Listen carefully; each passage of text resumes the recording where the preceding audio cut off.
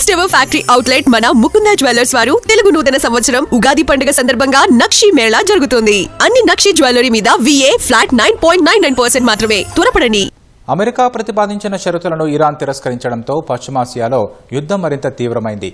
ఇజ్రాయెల్తో కలిసి ఇరాన్పై అమెరికా విరుచుకుపడుతోంది.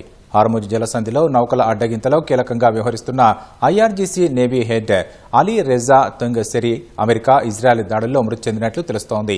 మరోవైపు ఇజ్రాయెల్ సహా గల్ఫ్లోని అమెరికా స్థావరాలపై ఇరాన్ భీకర దాడులు చేస్తోంది.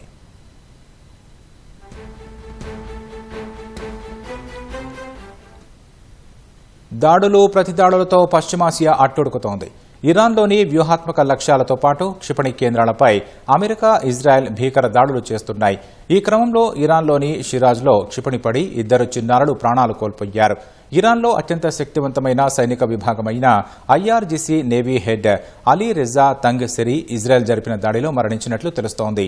ది జెరూసలేం పోస్టుకు ఇజ్రాయెల్కు చెందిన ఓ అధికారి ఈ విషయాన్ని చెప్పినట్లు సమాచారం. ఇరాన్లోని వ్యూహాత్మక ఓడరేవు నగరం హార్ముజ్ జలసంధికి సమీపంలో ఉన్న బందర్ అబ్బాస్లో ఈ దాడి జరిగినట్లు తెలుస్తోంది.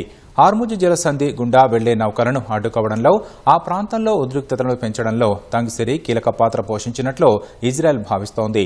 అటు లెబనాన్లో హెజ్బొల్లా లక్ష్యంగా ఇజ్రాయెల్ భూతల దాడులు కొనసాగిస్తోంది.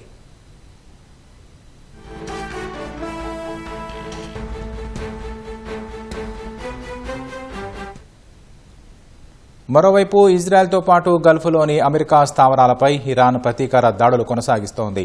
ఇరాన్ ప్రయోగించిన క్షిపణులు ఇజ్రాయెల్లోని మధ్య ఉత్తర ప్రాంతాలను లక్ష్యంగా చేసుకున్నాయి. టెల్ అవీవ్, దిమోనా వంటి నగరాలపై క్షిపణులు పడడంతో సైరన్లు మారుమోగుతున్నాయి.